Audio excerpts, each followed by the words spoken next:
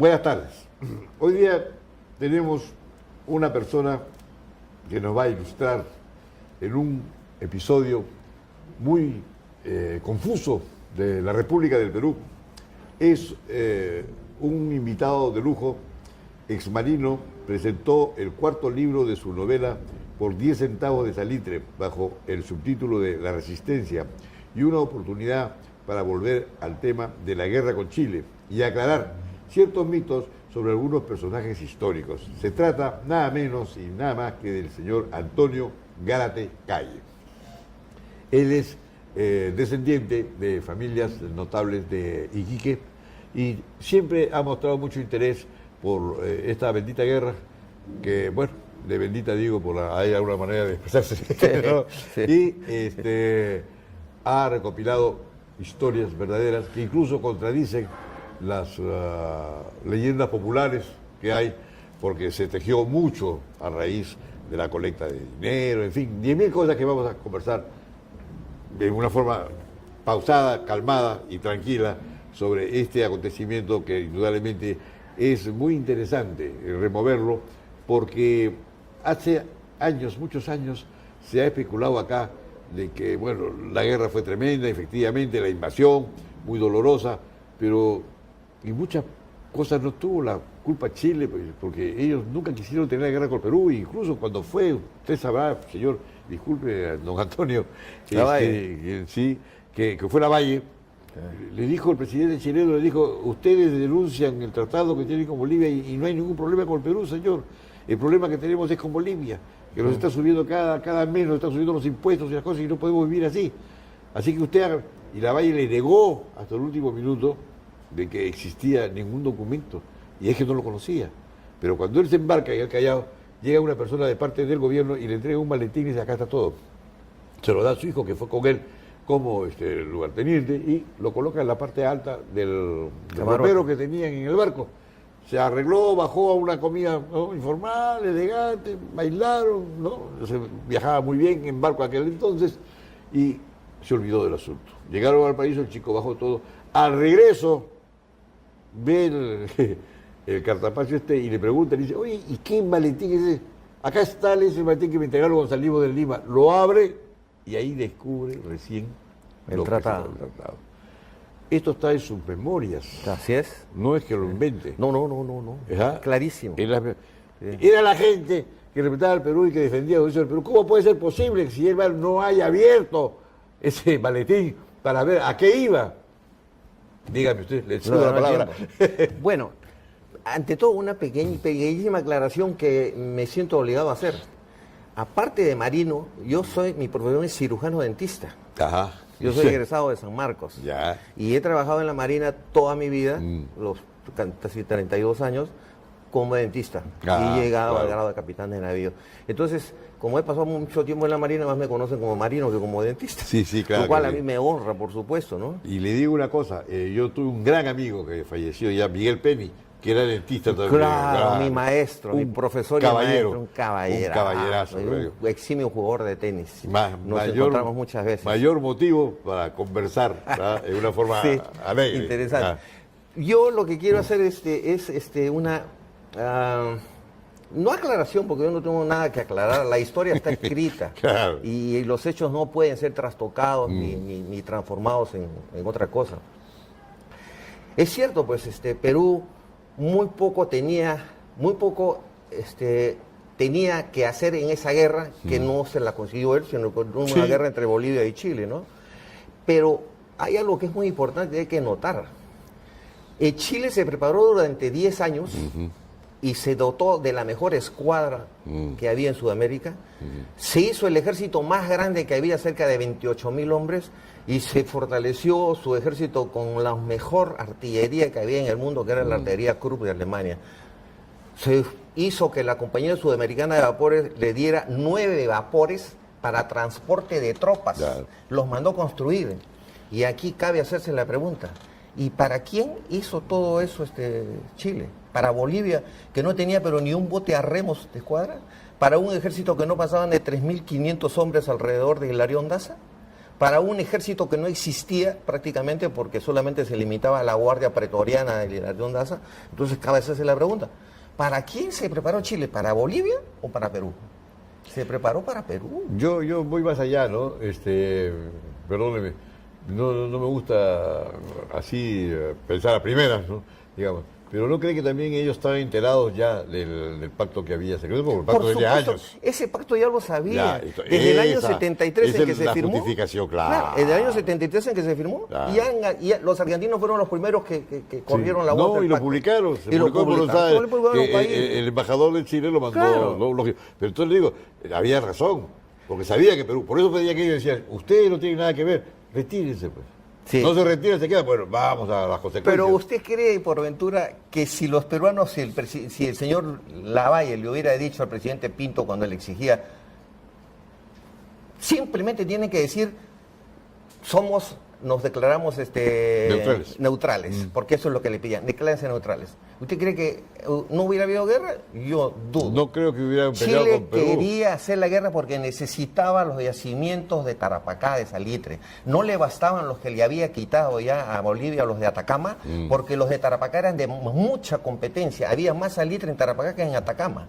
Y de nada le hubiera servido a él y a los ingleses tener esos yacimientos. A los ingleses, sobre todo. A los ingleses, sobre todo.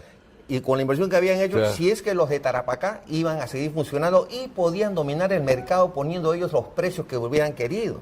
Entonces, ellos se prepararon definitivamente para el Perú, no para Bolivia, porque como le digo, Bolivia fue tomado sin disparar una bala. Bueno. El desierto de Atacama fue tomado sin disparar una sola bala y pusieron 500 soldados. Se embanderó la ciudad Así, de sí. chilenos cuando llegó la escuadra. Así es, Y llegó el y tuvo Cochrane y tuvo que bajar la marinería chilena a defender a los pocos bolivianos que vivían ahí. Así es. Había 7 días de camino ¿Se da entre cuenta? Antofagasta y La Paz, ¿no? Y Bueno, había 3 días de navegación a Valparaíso. Entonces, no era necesario pues tener todo un armamento y todo un ejército y una flota de ese tamaño Pero para había, conquistar un ya, país que pero no había un no pacto, sirve ya, para- había un pacto que podía tener Pero resultados. definitivamente el pacto era defensivo, no era un pacto para atacar a Chile de ninguna Pero manera, Chile era quería un pacto atacar, pues, defensivo. por los impuestos. Chile quería atacar a Bolivia. Entonces bueno. ya saltaba a Perú. Pues, lógico, claro.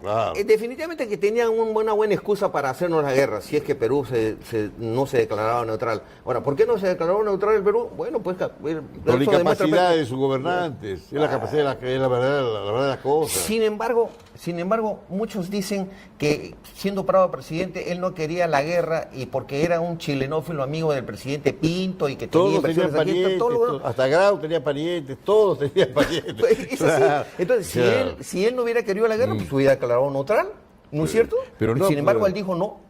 Lo yo mandó, tengo al un otro, compromiso. claro, la palabra empeñada, Claro. ¿no? Lo mandó al otro para que vaya a la Valle, que vaya a discutir y con conocimiento pues de todo y a ver qué se podía hacer, qué estratagemas se podía tener a la mano. Y ya no era ninguna, Ya no se podía era ninguna. claro. La cosa ya estaba ahí Y encaminada. Argentina abandonó. Argentina, el día que tenga un conflicto con Chile, que ojalá no lo tenga nunca, ya puede dividir a Chile como un gusano en 40 partes. Sí, ¿Va? sí, es cierto. Entonces, es cierto. ¿de qué tiene temor? Pues, ¿de qué tiene temor? Arregló recogido Chile muy bien. Además, el ejército chileno había hecho todo el ejercicio con los mapuches. Había Sí. peleado con ellos porque los Ahí había mapuches no practicado. tuvieron... Así como los alemanes en España. Ya, igualito, ¿no? Igualito. Igualito.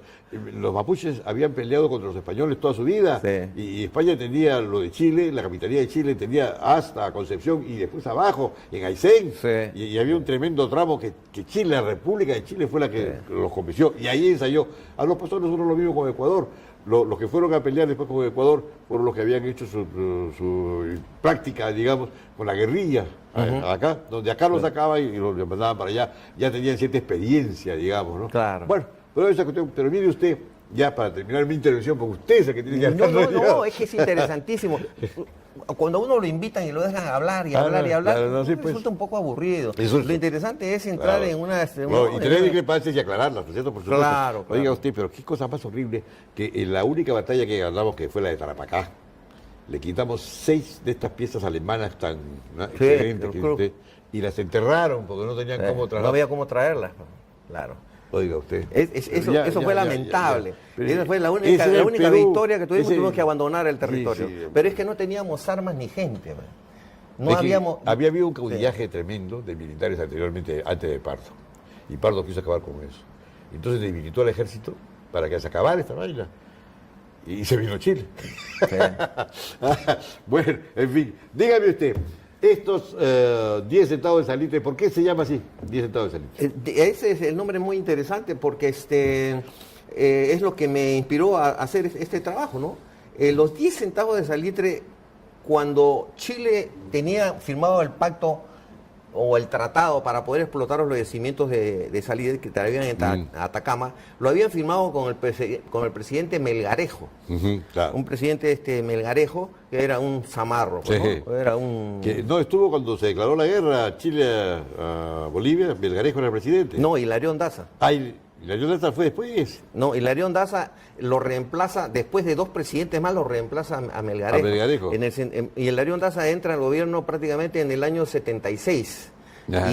Y Melgarejo termina en el 73. Entonces, cuando entra Melgarejo y encuentra ese tratado que era realmente ominoso para Bolivia, porque Sí. le entregaba prácticamente por nada los yacimientos de Atacama, Melgarejo, siendo otro zamarro como su antecesor, Sí. bueno, pues se pone la casaca boliviana y le dice a los chilenos simplemente, bueno, ustedes a partir de ahora ese tratado queda nulo. Y a partir de ahora, por cada quintal de salitre que Sí. exporten van a pagar 10 centavos. Claro, sí, sí. Pero con una condición. Ese pago se hace retroactivo a por lo menos hasta el año en que se firmó el tratado. Y ustedes nos van a dar 10 centavos por cada salitre que se hayan llevado. Pero después, fíjese, se descubre Alemania, descubre la uria y el salitre. Los ingleses hacían negocio con la guerra, como siempre, y ¿sabe qué hacían? Le daban armas y la cobraban con salitre. Sí. Cargaban salitre. Así hicieron los 2 acorazados. Sí, pues. claro. No les cobraron un centavo, después Sí. nos pagan. Claro, Después claro, nos pagan. Todo claro. fue gratis. Todo fue Prácticamente fue gratis. Y los 9 buques Y- esos de la compañía y la guerra sudamericana fue obra de vapores. los ingleses, ¿no? Yo sí, por supuesto que los ingleses tuvieron muchísimo que hacer. Perú ha peleado contra una potencia prácticamente Claro. mundial, porque inclusive en los desembarcos, cuando se hizo el desembarco de Pisagua y la escuadra chilena se movía, siempre habían 1 o 2 acorazados ingleses Sí. que los escoltaban. Sí. Dicen que para estudiar las nuevas tácticas Sí. que iba a hacer Chile. A ellos aprendieron. Mentira, iban asesorándolos ellos Claro, y si por era supuesto, necesaria claro, ayuda, se claro. la iban a dar. Triste. Bueno, este libro ¿dónde se está vendiendo? Porque Ese es libro muy interesante. es- Le advierto que yo estoy a punto de salir a Europa, voy a viajar. Ahí tiene tiempo de leerlo en el diciembre avión, voy a ¿verdad? leer el primer libro, me lo voy a leer ahí en el avión. Por ¿eh? favor, Me- será para mí un honor que lea usted ese libro porque es el trabajo de más de 20 años, 25 años más o menos que he estado escribiendo ese libro desde cuando yo ingresé a la Marina y era teniente primero. Ajá. Me interesé y comencé a investigar y encontraba cada cosa realmente que me decían, pero esto no puede ser. Ah. ¿Cómo podemos haber perdido una guerra ante un país pues que es nada? La tercera Era parte, nada, la cuarta ¿no? parte, Era la claro. tercera o cuarta parte del Perú en habitantes, en territorio y en todo. Y nosotros que habíamos dado el ejemplo en Sudamérica teniendo la mejor armada. Nosotros salvamos a los chilenos de que cayeran nuevamente en manos de los españoles. Pero usted es marino y me va a perdonar, pero yo creo que el Perú, el mayor descalabro que tuvo fue cuando se hundió la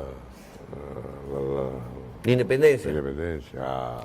Y eso Bueno. fue por un error Dice que estaba la independencia llena de muchachos chalacos y que gritaban y que insultaban a la Covadonga, que era la que salía. Entonces el chileno inteligente se pegó a la costa. No era un chileno. ¿Quién Le era? voy a hacer la aclaración. Y no me diga que era inglés. Era un inglés el que comandaba el buque. Ya ves. Cuando la Mira. Covadonga Sí. huye de la sí. batalla del combate de Iquique, Sí. había un marino inglés que vivía frente al puerto en una chata. Ya. Se apellidaba Stanley. Ya. Este inglés era un hombre que vivía en ese lugar y conocía perfectamente todos los bajos que habían Wow. desde Iquique hasta punta Chipana, creo que se llamaba la punta en la que Sí. prácticamente se hunde.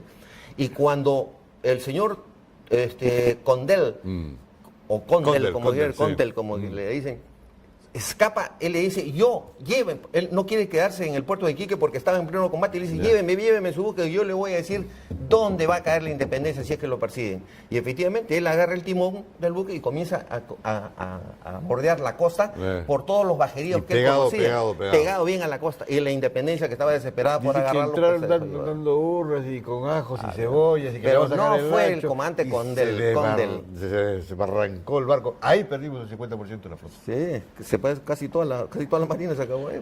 Creo que mejor es ir olvidando poco a poco, no olvidarlo del todo, Pero siempre fíjate, presente, pero fíjate, mirar ya otro futuro. En ¿no? ese detalle de la Sí. guerra con Chile, hasta el destino estuvo en contra del Perú. Y ahí empieza el destino a mostrarse en independencia, que uno de nuestros mejores buques encalle en manos de un inglés, cuando prácticamente teníamos ya ganado un combate que era el de Iquique, que ya habíamos hundido al Prat, y hubiera sido otra victoria. Claro. Y esta mala suerte nos acompañó durante toda la guerra, prácticamente. En la batalla de San Francisco se conjugaron muchos factores que hicieron que perdiéramos la batalla de San Francisco, que es la primera batalla después del desembarco en Pisagua. Ahí fue cuando el general Hilarión Daza, el boliviano, desertó prácticamente con sus 3.500 hombres que se supone debían haber apoyado al general Buendía en San Francisco. Desertó, él llegó solamente hasta la quebrada de Camarones y dijo, yo no doy un paso más allá y me regreso. Ya tenía 3.500 hombres menos el general Buendía. El general Narciso Campero, que era, después fue presidente de Bolivia, y se supone que iba a apoyar a esas mismas fuerzas con 3.500 hombres más que se iban a descolgar de la cordillera en San Francisco para apoyar a la fuerza del general Buendía. No fue, ya eran 3.500 hombres menos, ya estamos hablando de 7.000. El coronel Dávila, que se supone salía con la primera división de Iquique para ir a apoyar al general Buendía, se queda a mitad de camino y dice, el desierto abruma, había mucho sol, no podían avanzar. Y no sabía que ellos acaso que... Al final, una batalla que debimos haber tenido cerca de 17.000 hombres contra 12.000 chilenos, se convirtió en 4.500 contra los 12.000 chilenos. Y como si fuera poco, cuando vieron los peruanos que los bolivianos se retiraban, el mismo general Buendía se confundió y creyó que se estaban retirando todos. Y él también abandonó el campo de batalla y lo dejó solo a Cáceres ahí. Entonces, los chilenos hicieron de las suyas. ¿Por qué? Por la traición de unos, por la cobardía de otros y por la delación de la mayoría de ellos. Ahora, Buendía murió acá en San Juan, ¿no? Dice que peleó en San Juan. Sí, pero no murió, él no muere, pero peleó en San Peleó, Juan. sí, claro, él defendía el ala izquierda. Él estaba en el ala izquierda, Cáceres estaba en la derecha, o sea, en el Morro Solar, él estaba en San Juan. Y más arriba, él estaba en Monterrico, porque en San Juan estaba Miguel Iglesias. Ahora, también da cólera de que los limeños salieran a pelear solamente cuando tenían que defender su casa, su mujer y su familia, ¿no? Ninguno fue al sur. Que el pobre, ¿cómo se llama? Que formó los artesanos, Alfonso Ugarte. Alfonso Ugarte, con su plata y todo. Y como formó el regimiento, lo nombraron coronel. Es que la verdad es que si es que se hubieran cumplido todos los planes que el ejército, que el comando peruano tenía para combatir a los chilenos, si es que se hubieran cubierto todos esos planes, oiga, los chilenos no nos ganaban. Si bien nos ganaron en San Francisco por estos factores que le he dicho, en la batalla de Tacna era la decisiva, hubiéramos ganado si es que Piérola no interviene. ¿Qué hizo Piérola cuando da el golpe de Estado al general Prado? Lo primero que hace es acordarse que el contraalmirante Lizardo Montero había combatido contra él, contra Nicolás de Piérola, cuando él le da el golpe de Estado a Pardo. Cuando le da su primer golpe de Estado a Pardo, ¿quién devela el movimiento de general Nicolás de Piérola? Lizardo Montero, en la batalla de Iacango. Y se la había jurado, algún día me la vas a pagar. Cuando sube al gobierno Piérola, ¿qué es lo primero que hace? Le quita a Lizardo Montero todo el mando del ejército del sur, que se componía de los ejércitos que estaban en el Cusco, Puno, Tacna, Moquegua y Arica. Eran cerca de 17.000 hombres y lo deja solamente con 4.500 hombres. Ese fue uno de los grandes errores, no se trataba de un error, era algo a propósito. Si triunfaba Lizardo Montero en Tacna, ¿qué hubiera sido de Piérola? Pero es que no puede haber rencillas de ese carácter. Pero la subieron. Donde está país en peligro. Pero la subieron, pues. Bueno, pues. Ahí está la prueba más palpable. ¿Por qué tenía que descabezar al ejército de Lizardo Montero a sabiendas de que los chilenos ya se venían a combatirlo? Lógico. Al contrario, debió darle más tropas y que pudo habérselas dado. Porque Prado había dejado 16.000 hombres en la reserva en Lima y 6.000 hombres ya estaban listos para partir hacia Tacna al mando del general Lacotera. Y le dijo, no se me mueve nadie de la reserva, no va nadie a Tacna. Y no le envía nada. Cuando tiene que enviarle armas al Lizardo Montero, usa la corbeta Unión en el famoso desbloqueo de Arica. Arica, claro. Claro, al mando del almirante Villavicencio. ¿Qué cosa le envió? Botones, zapatos, hebillas, tela y una ametralladora malograda. Qué horror. Eso es lo que le envía como refuerzo para que gane la batalla. No quería que ganara. Bueno. Eso no le convenía a él, porque si no se quedaba sin el sillón presidencial. Es de Piérola, ¿no? El Nicolás de Piérola. Y para completar el círculo, digamos, decía que los apristas eran pierolistas, ¿no? Pero si no se hablaba del año de la pierolización durante el gobierno de Alan García. De Alan García, claro. Es pierolista. ¿Y qué mejor prueba que es pierolista lo que hizo con el señor Miguel Iglesias? ¿No está en el Panteón de los Próceres? ¿Está? Y Miguel Iglesias, el gran causante de que perdiéramos Tarapacá, Iquique, Arica y con la justa salvó Tacna, es Miguel Iglesias con su famoso Tratado de Ancón y el famoso grito de Montán antes del Tratado de Ancón. Ese señor que dicen que es héroe, porque según Alan García, el señor venció en la batalla de San Juan. ¿Le parece? ¿Suena? Sí. Que venciera a Miguel Iglesias en la batalla de San Juan. ¿San Juan? No. Está loco. Está loco, claro. Está loco, pues, si perdimos ahí. Sí, lógico. Y él se replegó hasta el Morro Solar, en donde a las 12 de la mañana se rinde y cae prisionero de los chilenos. Ese señor que peleó al lado de los chilenos en la batalla de Huamachuco está en el Panteón de los Próceres, donde debían estar una serie de personajes que no están. ¿Y cómo lo hizo? Un 11 de junio, antes de dejar él la presidencia en julio, sin que nadie supiera, lo sacó del presbítero maestro y lo llevó a que duerma el sueño eterno al lado de la esposa de Cáceres, al lado de doña Antonia Moreno de Cáceres. No me digas. ¿Cómo estará esa mujer jalándose los pelos de saber que tiene un traidor, el hombre que traicionó a su esposo? Lo tiene al lado en el Panteón de los Próceres. Qué horror. Esas son las cosas que ocurren en el Perú, que uno no se explica. ¿Por qué? ¿Qué es lo que está pasando? Ojalá cambiemos, como yo decía, ya hay que mirar al futuro, pero ya pues, con la experiencia del pasado, ¿no? Pero parece que no aprendemos la lección. Dice que los hombres que desconocen su historia están condenados a repetir los mismos errores. Claro. Los mismos errores que hizo Balta, Pardo, Prado, los mismos errores los han cometido Paniagua, Toledo y Alan García. Toledo no dijo que antes de comprar buques, haciendo un recuerdo de Pardo que dijo, ¿no? Yo tengo ya... Él iba a comprar lápices antes de armas y no fue él el causante de ese famoso 2x2 o 2+2, en el cual vino el desarme unilateral. Nosotros nos desarmamos y ellos dijeron, no, nomás que se armen. Y lo que se ha comprado es un par de casas de 5 millones de dólares. Y el otro señor cuando llegó no nos vendió todos los aviones que teníamos. No, es una traición. Es una traición a la patria. No es traición a la patria también. Usted militar y sabe de que esos aviones hay que pedirlos con anticipación, con tiempo y todo. Se aprovechó que había una guerra ahí para venderlos. Esa es la historia que se vuelve a repetir desde el año 79, cuando los presidentes veían que Chile se armaba y no hacían absolutamente nada. Y está equivocado cuando dice San Juan estuvimos a punto de ganarlo, a punto. Pero no lo al ganamos. final la perdimos, a las 5 de la tarde la perdimos. Sí, bueno, pero no se ganó. Muy bien. Dígame usted, ¿dónde se consiguen estos libros? Como le dije, están en las librerías Ibero y Crisol. Ajá. Ibero y Crisol, ¿no? Ibero y Crisol.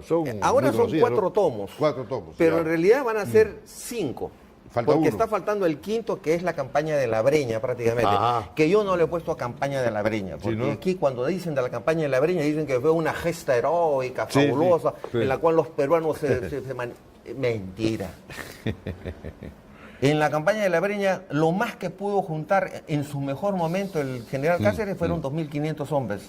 De los cientos de miles que le habían ofrecido todos los indios. Pero contaba con ellos, pues que ellos tiraban galgas y peleaban a su manera. Claro, y peleaba por el general Cáceres contra el general Chile.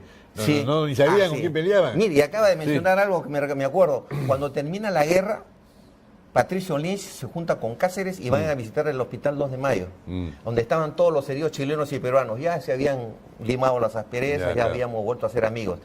Y Patricio Lynch le voy a decir, le dice a Cáceres, ¿usted sabe por qué perdieron ustedes la guerra? Espere, le dice. Y se acerca a la cama donde estaba un chileno y le dice, ¿tú por quién peleaste? Yo peleé por Chile, le dice. Y se acerca a un peruano, ¿y tú por quién peleaste? Yo peleé por Cáceres. Claro. Y se acerca a donde otro chileno, ¿y tú por quién peleaste? Yo peleé por Chile. Y va donde otro, ¿y tú por quién peleaste? Yo peleé por Iglesias. Ninguno peleaba por el Perú. Ninguno. Peleaban por los líderes. Bueno, pero lo que pasó en Concepción fue terrible. Juntaron 15.000 autóctonos de estos y atacaron a 3.000 chilenos que se metieron en la iglesia. No fueron tantos, pero... 3.000 no, era entre 30, 300. Eran 75 chilenos. Sí, que y los peruanos sí eran 200 militares y una tribu de más de 800. Se metieron a la iglesia. Sí. Ya, y fueron a la iglesia y le prendieron fuego. Fue pero horrible. es que hicieron lo mismo. Ese es el momento en el que rebasa la paciencia de nuestros hombres de la sierra cuando veían que llegaban los chilenos y arrasaban sus poblaciones. Claro. Entraban y quemaban y los metían a las iglesias y les prendían fuego. ¿Así? Así como hacían los alemanes en la Segunda Guerra Mundial con los judíos que los metían a las iglesias y les prendían fuego. Lo mismo hacían los chilenos con los peruanos. Y la indiana, no es ofensivo lo que estoy diciendo, vio eso y se acordaron cuando los chilenos se encerraron en la iglesia y dijeron, ahora nos van a pagar todo lo que han hecho con nuestras mujeres, nuestros hijos y nuestros padres.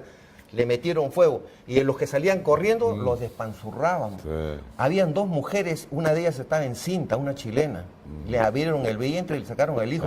Pero ese es el odio y la rabia contenida después de tantos años de haber sufrido tanto. A 18 de esos muchachos le sacaron el corazón y sobre una urna que tiene los 18 corazones juran la lealtad a Chile en junio, ¿no? Sí. Recordando esa Así es, sí. epopeya. Pero bueno, pues le dimos su merecido como ellos nos lo habían dado, pues ya era hora de tomar venganza, ¿no? En algo nos emparejamos. Muy bien, desgraciadamente, y nos hemos pasado, el reloj es el peor ya enemigo. pasó una hora, no puede ser. Oiga, qué interesante ha sido conversar con ustedes. Sí. Bien, ahora hemos sacado también los libros, ¿no? Pasarlos ahí, ¿no? Esos libros son suyos, ¿eh? Muy agradecido, bueno, me estoy que dedicar, ¿no? Bueno, Por será supuesto, un honor. claro. No, y para mí ha sido, digamos, un placer y un honor saber que usted era amigo de Penny. Penny era mi hermano. Miguelito Penny, Miguel, claro. Extraordinario. Muy bien, le falta un quinto libro, lo vamos a recibir acá también, ¿no cree? Y vamos a El promocionarlo, quinto a promocionarlo. va a ser muy interesante porque cuando yo pongo Traición en los Andes, Miguel y Elisa tenía 3.500 hombres en Cajamarca. El coronel Arnaldo Panizo tenía 1.800 en Ayacucho. Belisario Suárez tenía 3.500 en Apurímac. Emanuel Encarnación Bento tenía 1.000 en Canta. Todos esos juntos, ¿cuántos suman? 18.000 hombres contra 5.000 que perseguían al pobre Cáceres que huía con 400 Pero eran hombres. 5.000 como un puño, No unidos, puede ser. y nosotros todos dispersos, todos. Cada uno mirando uno para su lado y dejando que los chilenos hicieran lo que le va la gana con el pobre Iglesias. Esa es una desgracia para el Perú. Qué barbaridad. Los felicito por haber tenido esta actividad y vamos a levantar un poco la historia acá y que la gente pues piense y sepa qué pasó en realidad. Y bueno, y la gente que discrepe, porque no, vamos a cambiar ideas, a ver qué es lo que pasa. Claro. ¿Cómo hace la gente civilizada? Muy bien, señor. Muchas gracias. Está en su casa y lo esperamos con el quinto número y le deseamos éxito. Ya sabe, en Crisol y en la avenida, la otra... Ibero. Ibero, se vende este libro que es muy importante y se lo recomiendo a todos para conocer la realidad. Muy bien, señor. Muchas gracias. Encantado.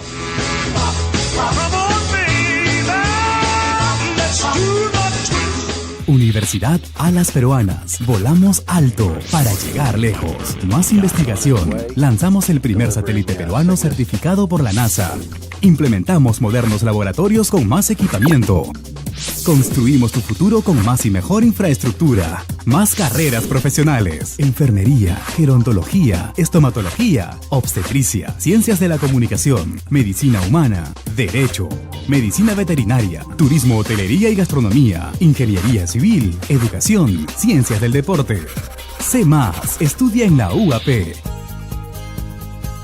En la Universidad Alas Peruanas, incentivamos tu desarrollo profesional y personal. Por eso te ofrecemos más carreras profesionales, programas de posgrado y doctorados a distancia, Supera los límites del lugar, tiempo y espacio y conviértete en un profesional altamente competitivo.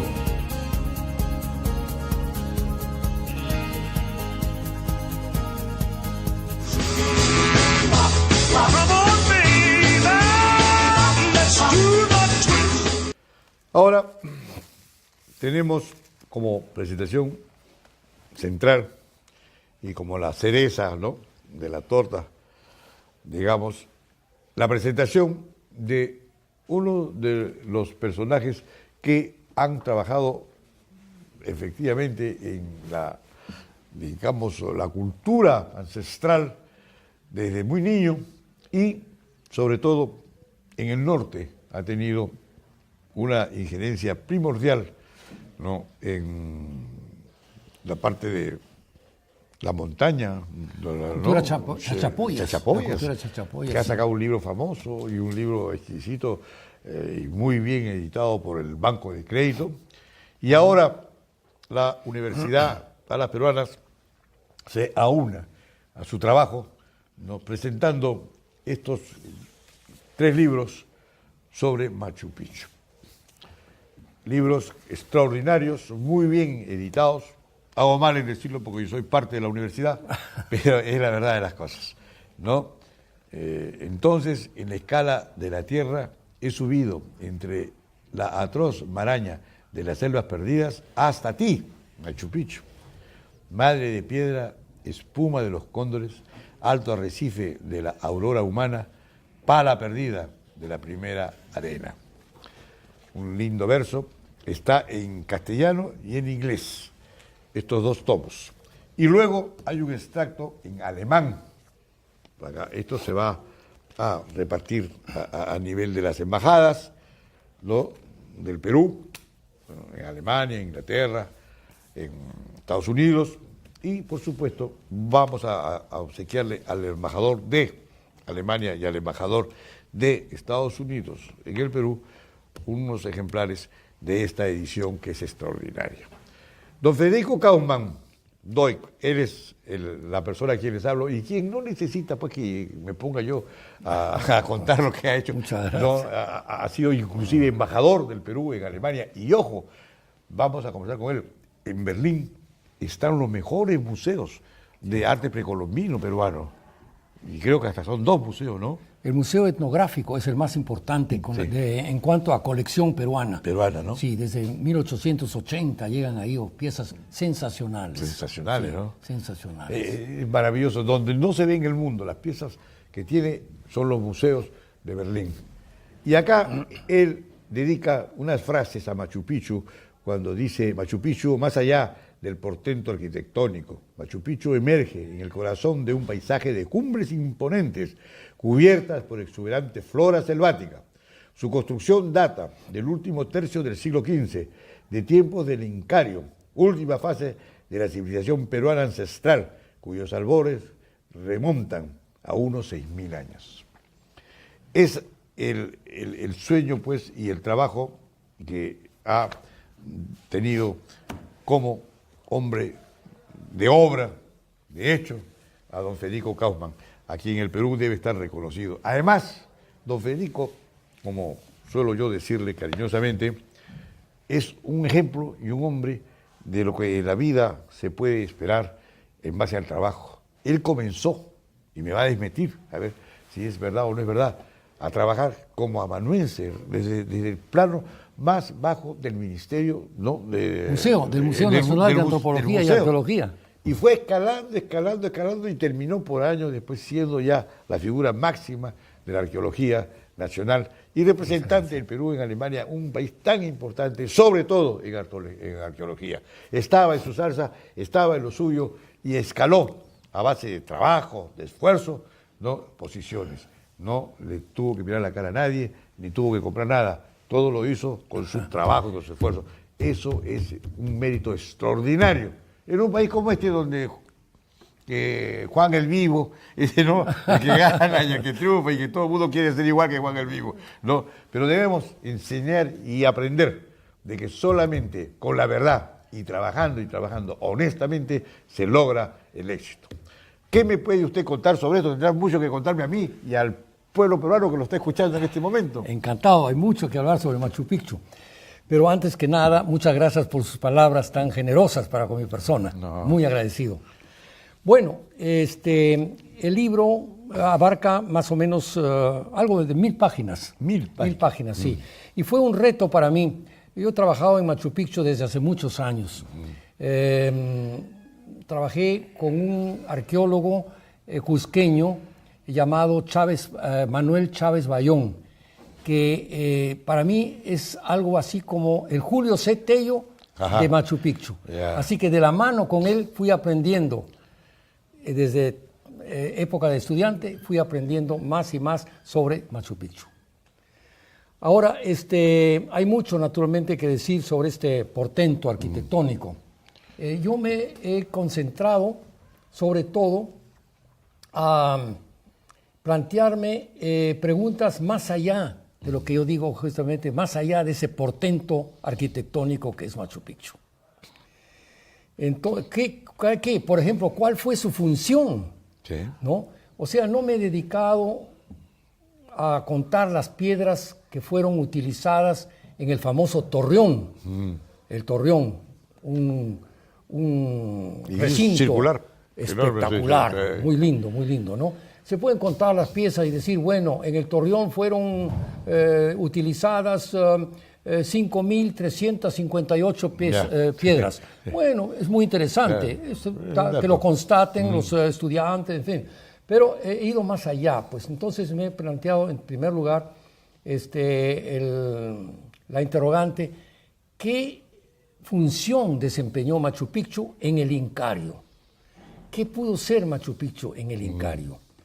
Y para ir a una conclusión, porque no puedo detallar ya las bases, los fundamentos, ¿no? Llego a la conclusión siguiente, que lo resumo justamente en 2 líneas. Aunque los pormenores de su pasado tal vez no lleguen jamás a ser esclarecidos, en términos generales estimamos que su función primordial fue servir como centro administrativo de la producción de los alimentos cultivados en terrazas de labranza o andenes y construidos en las escarpadas pendientes andinas, pero al mismo tiempo fue también sede de culto. Ahora, ¿de qué culto estamos hablando? Claro. Eso también del es dios una... Sol, del Inti.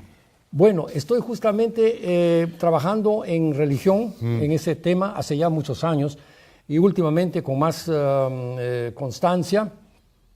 Y le puedo adelantar, señor Sarabia, es una pretensión tal vez decirlo acá y no poder fundamentarlo, que eso del sol es una patraña que aparece en las crónicas de los siglos XVI y XVII, Cieza de León, Garcilaso y todo eso. ¿Por qué? Bueno, patraña es demasiado también decirlo, sí, ¿no? fuerte, ¿no? No, pero hay algo interesante. El sol no significó para los antiguos peruanos lo que nos han transmitido estos señores. El sol aparece como divinidad en la época de Pachacútec. Él tuvo un sueño en Susurpuquio, un lugar cercano al Cusco, y en ese sueño le aparece el sol en forma humana. Y entonces, en base a eso, él trata, Pachacútec, el gran conquistador, el gran expansionista del Incario, trata de imponer a lo largo del territorio de los incas, por el enorme territorio del Tahuantinsuyo, imponer ese culto. Pero no lo logra, porque hasta ahora el culto, he trabajado tanto en las punas, en sitios olvidados, he estado ahí con la gente, ¿no?, haciendo trabajos de campo en etnografía, en etnología, que es una fuente que no ha sido utilizada por quienes han trabajado en materia de religión peruana antigua. Entonces, ahí, en esos lugares, jamás he visto de que en un determinado momento o en determinado tiempo los lugareños, los comarcanos, vayan y se presenten al sol, Al sol. y digan, oh sol, oh sol, oh sol. Hoy día en el Cusco lo hacen para representación de los turistas, ¿no? Claro. Pero en todos los lugares que ya voy a terminar ahí, que he recorrido de la Puna, sí, parajes olvidados, Sí. los habitantes, los lugareños, siguen no adorando al sol, no les ha llegado, no les llegó no llegó a aprender, sino siguen adorando a los apus. Claro, los A los apus, o sea, a los cerros. Los cerros. Pero en una oportunidad le pregunté, pues ustedes hacen al cerro, ¿no? Pero no es piedra. No, señor. Para usted, no, para los católicos, dijo. Ya. Para los católicos, ¿qué es la catedral? ¿Es Dios? Claro. Es un sitio donde está Dios. Donde mora. Ahí, donde mora, exactamente, ¿no? Entonces, a ese Dios, ¿qué le preocupa? A que se adoraba. ¿Por qué? Tiene también su razón, todo tiene su razón de ser en la historia, lógico. en la arqueología, ¿no? Por el hecho de que en el antiguo Perú también estuvo presente el fenómeno del niño. Ajá. Y ese fenómeno azota Sí. muy fuerte en el Perú. Y era cíclico. Y es cíclico, sí, exactamente. Entonces, dañaba en cualquier momento con el fenómeno del niño. Bueno, habían sequías mortales, ¿no? No prosperaba el agro. O en su defecto, lluvias torrenciales que acababan ¿verdad? también con los cementeras. Sí. Entonces había necesidad de recurrir, eso es muy, muy humano, de recurrir al numen, a lo que se imaginaba la gente de que tenía el control Claro. sobre el fenómeno. Que había un Dios, claro. El fenómeno, esto lo manda para castigarnos. Sí. Entonces hay que reverenciarlos. Y hasta ahora se produce el pagapu. Sí. Apaga a la gente y adora a la gente. Y el apu no es sino llamémoslo así, la no sé tampoco, algo así como la personificación. La representación. Como la personificación. La digamos, personificación, sí. claro. La personificación. Ya, ahora yo entiendo lo del sol desde el momento de que son zonas tan gélidas que hace tanto frío en la noche, entonces el sol para ellos es una bendición. Desde ahí los españoles que llegaron quizás entendieron, ¿no? Esto. Pero tenemos que en el norte, por ejemplo, Chimú, a la luna. Y hay una toda vaca razón. fabulosa, extraordinaria, que es al sol y a la luna, Claro. ¿no? Donde se ve reverencia a la luna. Exactamente, ¿no? Y acá me exactamente. dijo una cosa que me hizo reír, pero es cierta. Me dice, la luna sale de noche, la luna sale de día, cosa que no hace el otro es el sol. Efectivamente, qué bien, caramba, lo felicito, sí. Bueno, entonces todas estas cosas dan pábulo pues a su pensamiento en el sentido de que no era pues el Dios, quizás el sol pudo ser un Dios más en un momento dado. Sí, la representación, como usted claro. acaba de decir, ¿no? Está representado de alguna manera, pero después en la arqueología, en los huacos que llamamos, en la cerámica, en las pinturas, en las esculturas de la época inca y preinca, el sol no juega ningún rol, no aparece como un elemento más de la naturaleza, Ya. no como un ser especial, divino. claro. En cambio, sí, los apus, los cerros. Hasta ahora. Ciertos cerros, hasta ahora. Hay uno que se sube ahí, una peregrinación tremenda en el Cusco, ¿no? Que van y que es un nevado. Claro. Es terrible. Y es Sí, hay varios un de problema estos. subir ahí y sin embargo Varios. van miles de gente.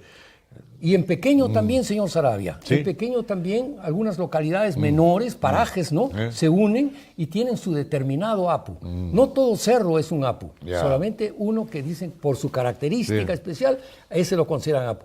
Van y hacen sus pagapu. O sea, ofrendan chicha, también coca y sacrifican llamas. Ah. En Arequipa, en la parte norte, todo esto, ahí lo he podido constatar yo mismo, ¿no?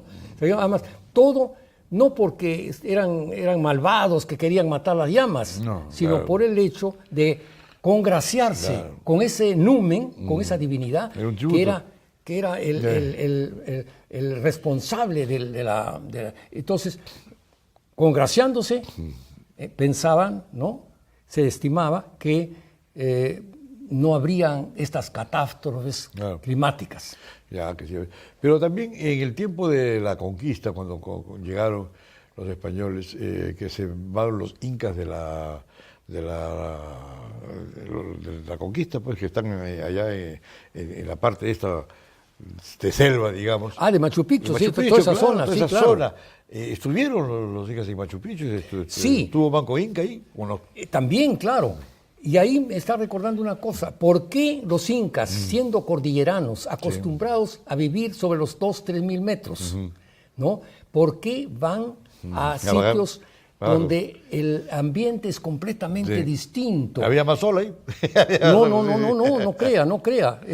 Siempre hay neblina. Así, ¿no? Es el flanco oriental andino, Ajá. que llamamos Andes amazónicos, que dan cara a la Amazonía y que reciben todas esas nubes. De Brasil, que no pasan, que se quedan ahí. Se quedan ahí y es así como tiene usted una vegetación tropical, como en Machu Picchu. Sí. Machu Picchu está a 2.400 metros.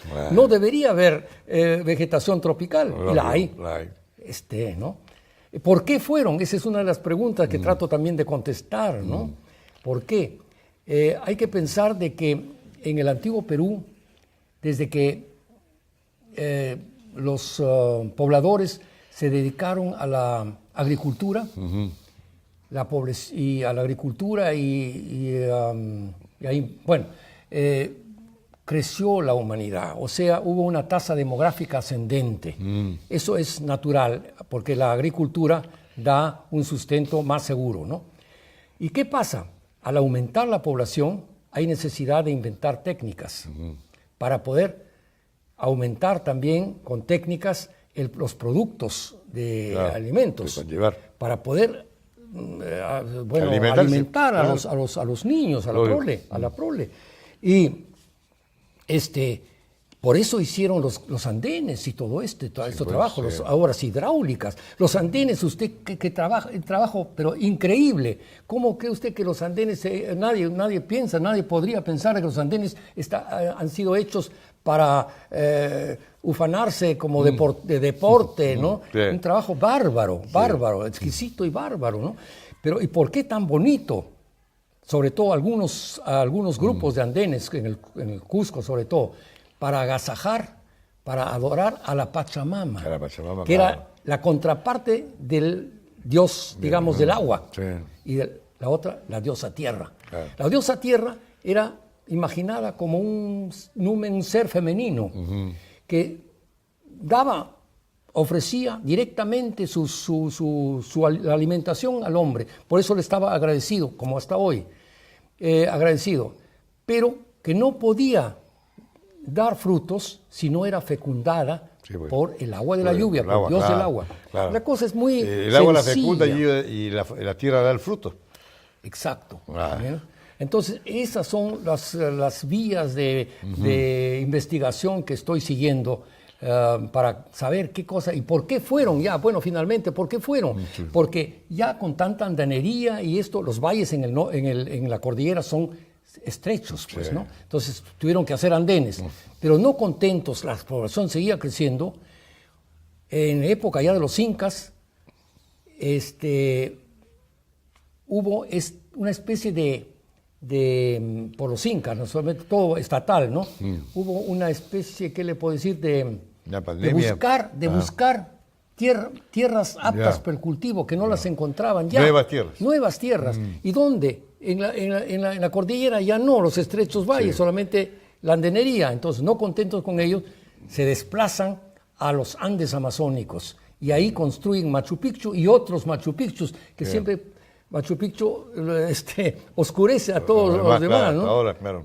Bueno, eso es lo que decía sobre este asunto. Hay una ruina cerca también que las están... claro. Choquequirao, Huayna Picchu. No Huayna Picchu, sino... Huayna Picchu, al frente. Huiñay Huayna, que es un nombre de una flor hermosa, siempre viva. Como usted, mi amigo, siempre vivo, siempre...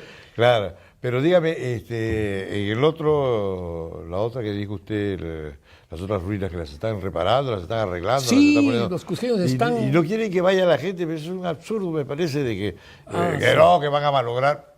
No. Tampoco, Hay pues. que cuidar, hay que Claro, buscar nuevas claro, tecnologías claro. y nuevas y cada vez tecnología a medida que va increciendo el flujo turístico. Y debe haber más, ¿no? Por esa zona. Lo que pasa es que Bueno, hay ya mucha vegetación, ¿no? Hay mucha vegetación. Pero ya se han dado bastante, ¿ah? Sí, ¿no? Ya se han dado bastante, pero tal vez se encuentre otra cosa. Pero no pensamos que va a haber otro Machu Picchu, otro Huayna. ¿Y por qué se abandonó Machu Picchu?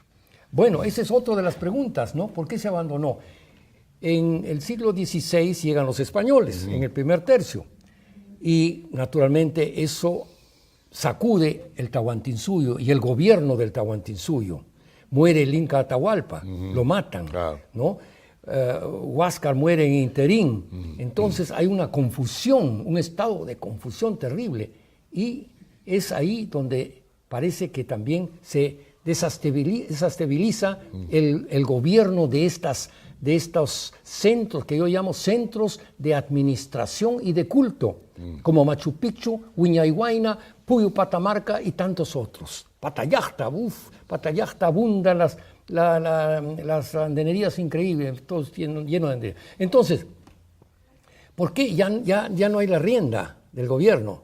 ¿No? Porque entonces ya hay un colapso probablemente, ¿no? Porque ya ¿para quién? ¿A quién? ¿No? Claro. ¿A quién responder? Hay un colapso porque no hay falta de gobierno. Pero seguramente que algunos seguían viviendo por ahí, ¿no? Y después vienen los españoles y los mestizos y compran tierras, etcétera, etcétera. Hay documentación sobre eso, ¿no? Pero ¿por qué fue abandonado en forma propiamente dicha? Creo yo en la época de Manco Inca, que usted acaba de mencionar. Sí. En 1536 Manco Inca se rebela. Se rebela en el Cusco por el maltrato que sufre. Y luego de asolar y cercar, si se quiere, el Cusco, usted bien sabe, el 37 ya se refugia, si se quiere, o hay un repliegue de Manco Inca, ¿no? Para defenderse mejor. Y se cruzan el Urubamba en Choquechaca y ahí establece un nuevo gobierno neo-inca, si se quiere, ¿no? Y Manco Inca necesitaba tropas, necesitaba gente para engrosar su tropa. Claro. Y eso está en documentos antiguos que han sido publicados, pero no se ha reparado debidamente, no se ha contactado esto con lo de Machu Picchu, ¿no? El abandono de Machu Picchu. Pero sí, en un sitio, Huamanmarca, hay un documento escrito ahí donde un notario ahí español interroga a la gente. Vivían solamente, ¿cómo es que viven acá?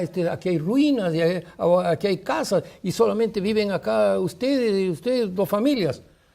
Ah, señor, cuando pasó Manco Inca hace 20, 30 años, Habló con todo el mundo. Arrasó, levó a toda la gente de acá, se fue con mujeres. También. Claro, Sí, necesariamente, claro, sí. Porque las mujeres eran lo que cocinaban. Claro. Todavía recordemos las rabonas en el siglo pasado, ¿no? Claro. Antepasado, las rabonas en la época de hasta la guerra con Chile había todavía, claro. Sí. Y así pues hay una serie de temas que llamo yo como cruciales, ¿no? Sí. Que hay que Hay también mucho sobre tocar. Machu Picchu todavía, ¿no? Hay que tocar eso, no solamente contar las piedras. Yo pude ver en Machu Picchu, en la parte alta, un ojo de agua que venía del subterráneo y salía. Esto va contra toda teoría, digamos, de los vasos comunicantes y todo lo demás que hay que tener para que el agua pueda subir y llegar. El agua afloraba. Había agua en Machu Picchu. Bueno. Precisamente al arqueólogo, al estudioso más importante en esta materia, en hidráulica de Machu Picchu, le pedí que escribiera una breve síntesis sobre la hidráulica de Machu Picchu. Ajá. Así que está ahí. Ahí está. Claro. Sí. Sí, es una el cosa señor Wright. admirable. El señor Wright. Hay 10.000 cosas, pero esta es una que destaca, ¿no? Indudablemente. Claro. Luego el Intihuatana, que también es un sol, pues es un reloj solar. Bueno, eso es, hay varias opciones también ahí, ¿no? Yo he seguido el asunto en lo que he podido, ¿no? En cuanto a descifrar, si se quiere, el secreto de las Intihuatanas, ¿no? Claro, Intihuatana significa amarrar el sol. Entonces, bueno, la gente decía, bueno, amarrar el sol, están viendo el solsticio, ¿no? pero eso no me parecía, digamos, una idea concreta. Y gracias a Dios, a un comarcano de Apurímac, en quechua, una larga tradición que él titulaba Gentil Manta Arimay, lo que cuenta el gentil, o sea, antes de cristianismo. Sí. Y ahí está el secreto. Y me permite, A ver. puedo leer Lógico. solamente Es el interesantísimo extracto, eso. solamente el extracto, Ya. que nos permite dar una idea de qué fue el Intihuatana de Machu Picchu y otros Intihuatanas. Los hombres antiguos, con muchas dificultades, encontraban las subsistencias. El fenómeno del niño. Sí. Desde antes del amanecer hasta bien entrada la noche, trabajaban para poder guardar pan para mayo, ¿no? Para ellos el día ya era muy corto. Por eso se dice, amarraban al sol, Intihuatana. Con cintas artísticas, bueno, eso ya es literatura. Cada día hasta terminar el trabajo. O sea, alargaban el tiempo, el día, para poder trabajar más y tener más subsistencia para guardar, para tener excedentes y guardarlos para años aciagos. Sí. Y entonces esto era para amarrar, para hacer ahí. Amarrar el sol, bueno, sí, la claro, idea, ¿no? la idea, sí. Amarramos el sol, no lo amarraban con esto, sino amarrar el sol. Con eso el sol va a durar más horas de lo normal. Se entretiene, Era la se cambia. idea, Sí, la claro. esperanza, ¿no? Correcto. Muy bien. Bueno, usted sabe que desgraciadamente el tiempo... Qué lástima. Yo quisiera conversar con ustedes 2 horas acá, y muy interesante, pero este libro está también a disposición de la gente que lo desee. ¿Dónde lo puede encontrar? En la Universidad Alas Peruanas, Ya. sí. Y yo puedo pedir también que me escriban, y yo me encargo de contactarlos y hacer. Caramba, muy bien, muy Así bien. que quien tenga interés, sobre todo las embajadas y las embajadas extranjeras, que está en castellano y está en inglés. Y hay un extracto en alemán. Quien desee este libro puede dirigirse, ¿no?, a Millennium, Centro Millennium, en Santa Cruz 1550, ¿no?, UAP, Universidad Alas Peruanas. Muy bien, mi querido profesor. Permítame Le brindo, sí, un segundito. la palabra para que siga usted. Para con todo lo agradecerle que primeramente, desee. ¿no?, por esta cómo amena no, charla claro. que me ha permitido, en fin, presentar algunas de las hipótesis e ideas. Y cosas distintas a lo que se conversa, Ah, a lo que se sabe. claro, Hablamos claro, cosas, Machu novedades. Picchu, novedades, Claro. sí, exactamente. Y quiero también agradecer a la Universidad, a las peruanas, que se ha servido publicar un libro monumental, que así claro, nomás claro. pocas universidades o pocos editoriales pueden costearse, ¿no? O se costean. Y en particular al doctor Peláez, doctor Alberto Peláez, que me llamó hace unos menos años, oye, condensa tus trabajos sobre Machu Picchu, que aquí lo publicamos. Uy, le digo, pero eso es mucho. No te preocupes, y es por eso que han salido 1000 páginas y bien ilustradas. Y también, naturalmente, al rector, ¿no? Claro. Al rector que dio su beneplácito para que fuera publicado esta obra, que es muy costosa.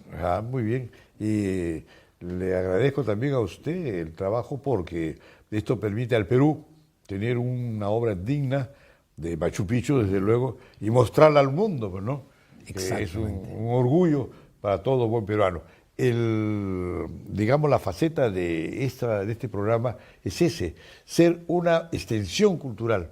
Hay cosas que la gente, el pueblo conoce así muy a la ligera y no llega profundamente. Entonces traemos a cada uno que es un ícono en su profesión y acá explica, ¿no?, las cosas que le pueden interesar al pueblo y toman conocimiento de muchas cosas. Es una clase que estamos dando, ¿no?, a la ciudad. Lo felicito, lo saludo y le brindo las cámaras para una despedida. Bueno, ya nuevamente para agradecerle a usted por la invitación que me ha hecho y por el homenaje que la Universidad de las Peruanas rinde a Machu Picchu, al pasado peruano, que es el exponente del pasado peruano. Muy bien, muy agradecido, encantado. Encantado también.